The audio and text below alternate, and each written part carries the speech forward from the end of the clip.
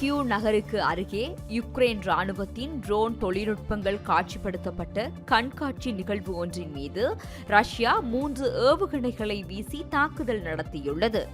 பகல் நேரத்தில் நடந்த இந்த தாக்குதலில் பாதுகாப்பு துறையைச் சேர்ந்த முக்கிய உறுப்பினர்கள் உட்பட 10 பேர் சம்பவ இடத்திலேயே உயிரிழந்துள்ளனர். 100க்கும் மேற்பட்டோர் படுகாயமடைந்துள்ளதாக தெரிவிக்கப்படுகின்றது. இதனிடையே கிழக்கு பகுதியான ஸ்லோவியான்ஸ்க் நகரில் ரஷ்யா நடத்திய குண்டுவீச்சு தாக்குதலில் 5 பேரும், சுமி நகரில் 2 பேரும் பலியாகியுள்ளனர். போர் தீவிரமாக நடக்கும் வேளையில் ராணுவ ட்ரோன் கண்காட்சி போன்ற ஒரு நிகழ்வை பகிரங்கமாக விளம்பரப்படுத்தி நடத்தியது ஏன் என யுக்ரைன் மக்களிடையே கடும் கொந்தளிப்பு ஏற்பட்டுள்ளது. இந்த தாக்குதலின் பின்னணியில் உள்ள பாதுகாப்பு குறைபாடுகள் குறித்து தீவிர விசாரணைகளை நடத்த யுக்ரைன் ஜனாதிபதி ஜெலன்ஸ்கி உத்தரவிட்டுள்ளார். மேலும் உளவுத்துறை தகவல்களின்படி அடுத்த 48 மணி நேரத்திற்குள் ரஷ்யா மீண்டும் ஒரு மிகப்பெரிய ஏவுகணை தாக்குதலை நடத்தக்கூடும் என்றும் அவர் எச்சரித்துள்ளார். இதனையடுத்து உக்ரைன் படைகளும் ரஷ்ய எல்லைகளுக்குள் 100 கிலோமீட்டருக்கும் அதிகமான தொலைவில் அமைந்துள்ள கிரோவ் நகரின் மீது ஏவுகணை தாக்குதல்கள் நடத்தியுள்ளன. ரஷ்ய விமான மற்றும் ஏவுகணை பாகங்களை தயாரிக்கும் முக்கிய ராணுவ ஆலை மீது நடத்தப்பட்ட இந்த தாக்குதலில் 6 பேர் உயிரிழந்துள்ளதுடன் 26 பேர் காயமடைந்துள்ளனர். ரஷ்ய ராணுவத்தின் விநியோக சங்கிலியை துண்டிக்கும் நோக்கில் அந்த நாட்டின் மிகப்பெரிய இணைய வர்த்தக நிறுவனமான வைல்ஸ்பெசின் சேமிப்பு கிடங்குகளையும் யுக்ரைன் தாக்கியுள்ளது. இந்த நிலையில் யுக்ரைன் ஜனாதிபதி வோலடிமிர் ஜெலன்ஸ்கி அடுத்த வாரம் அமெரிக்கா பயணம் மேற்கொண்டு அமெரிக்க ஜனாதிபதி டொனால்ட் ட்ரம்பை நேரில் சந்தித்து கலந்துரையாட உள்ளார். கிழக்கு ஐரோப்பாவில் பதற்றத்தை அதிகரிக்கும் வகையில் ருமேனியா வான்வெளிக்குள் அத்துமீறி நுழைந்த ரஷ்ய ட்ரோன் ஒன்றை ருமேனியாவின் F-16 விமானம் சுட்டு வீழ்த்தியுள்ளதாக அந்த நாட்டு ஜனாதிபதி நிகுரோஸ்ஜான் உறுதிப்படுத்தியுள்ளார்.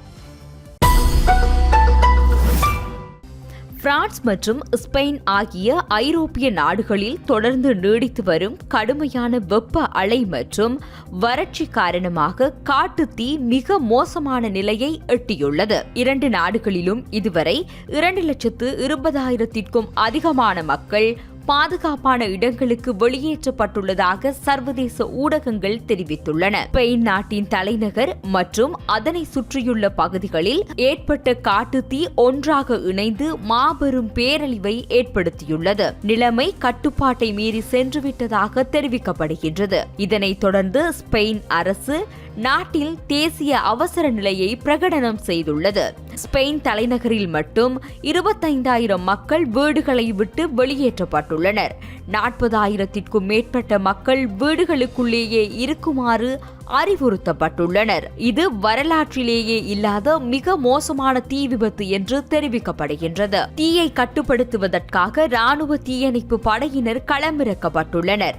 இந்த நிலையில் தென்மேற்கு பிரான்சின் ஜிரோண்ட் மற்றும் லேட்ஸ் பிராந்தியங்களில் காட்டுத்தீ மிக வேகமாக பரவி வருகின்றது. போர்டோ நகருக்கு அருகிலுள்ள நகரங்களில் இருந்து மட்டும் 60,000க்கும் மேற்பட்ட மக்கள் வெளியேற்றப்பட்டுள்ளனர். பிரான்ஸ் நாடு முழுவதிலும் இதுவரை 2 லட்சம் மக்கள் தங்களது இருப்பிடங்களை விட்டு பாதுகாப்பான இடங்களுக்கு சென்றுள்ளனர். பிரான்ஸ் உள்துறை அமைச்சர் இதனை சுயமாகவே உருவெடுத்து வளரும் பேரழிவு தீ என விவரித்துள்ளார். தீயணைப்பு பணிகளுக்கு உதவுமாறு பிரான்ஸ் ஜனாதிபதி ராணுவத்திற்கு உத்தரவிட்டுள்ளார். மேலும் செக் குடியரசு மற்றும் ஸ்லோவாக்கியா ஆகிய நாடுகளிலிருந்து ஹெலிகாப்டர்கள் மூலம் உதவிகள் கோரப்பட்டுள்ளன. ஐரோப்பிய கண்டம் வழக்கத்தை விட 2 மடங்கு வேகத்தில் வெப்பமடைந்து வருவதாக அறிவியல் வல்லுநர்கள் எச்சரித்துள்ளனர். இதன் காரணமாகவே இதுபோன்ற வரலாறு காணாத காட்டுத்தீ சம்பவங்கள் அதிகரித்து வருகின்றன. தற்போது தீயை கட்டுப்படுத்த